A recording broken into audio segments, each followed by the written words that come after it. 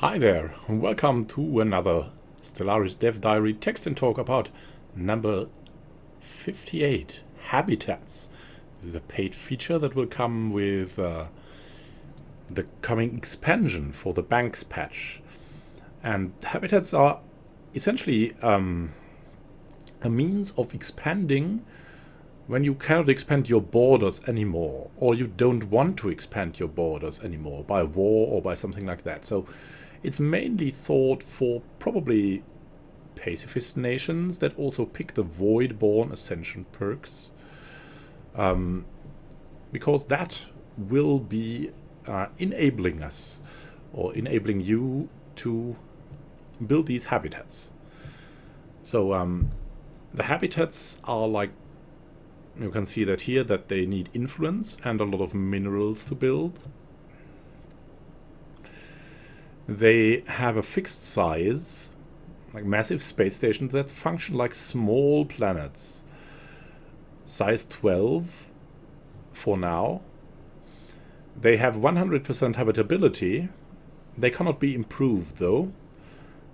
And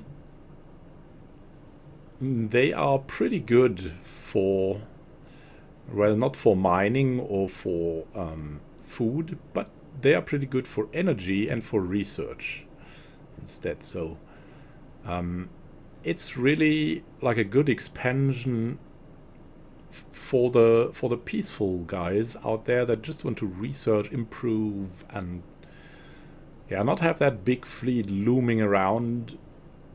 So you should concentrate your planners on the mineral production, the physical productions, and you'll use the orbital habitats more for like research purposes. Of course, the habitats, we'll see how they factor in when you have sectors. Do they build habitats? Will they be able to create habitats? It could be entirely possible. You can see here, graphics-wise, habitats use different models depending on which chipset you have selected, and each chipset, including planetoids, has its own habitat model. They also have their own planet icon and will get a unique planetary graphic and tile set in which they differ from regular planets. So it's a very short dev diary. So I have looked around a bit in the social media to find out what more Wiz and the other Paradox members have revealed of the Banks patch. Let's see. Wiz suggested to drug your species with chemical bliss if they don't conform to what you want. Entertainment media is made freely available, and a drug regimen induces a euphoric stupor. The pops are happy but useless, so much more consumer goods use, a lot less production of anything, 60% less, and 40% more happiness. So they're just hanging around, doing a bit of this, doing a bit of that. They all welcome the games and diversions. Some resist the drugs at first. So, and you can see there's much more that you can do here. Slavery type, purge type. The menus, the interface looks much better than last week, where this was just like a crude thing. And now we have full drop-down menus and all kinds of things like that.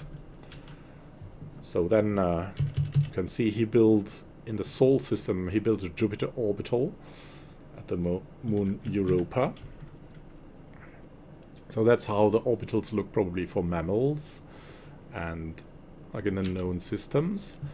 And there was a Twitter post from Murney. The Empire of Murney has at least one observation post in this system, showing that you also have symbols now on the galactic map for observation posts, for primitives, and for planets. So you exactly know what's going on there. I imagine the maximum will be there. So if you have a planet and observation post in there, then the planet will be shown or something like that. So we'll see how that works out, but you can now see these things also on the galactic map, which is a really big help when trying to find primitive life forms. Then there was something from Andreas Waldertoft, and it seems like he's composing new music for the coming expansion or the Banks patch. On to the next piece from the session mixing this now. Brass is loud, just like I wanted. I had to tell them not to hold back. Yeah, he's working with a big Swedish orchestra. I think it's even the State Philharmonic. I don't know. And he's pretty happy. And if you look at that, it's going to be a pretty bombastic thing that we can expect. Then Mernas Amanadbari, the AI programmer of Paradox Interactive, has had a talk about creating complex AI behavior in Stellaris through data-driven design. I mean, I hope it gets even better now.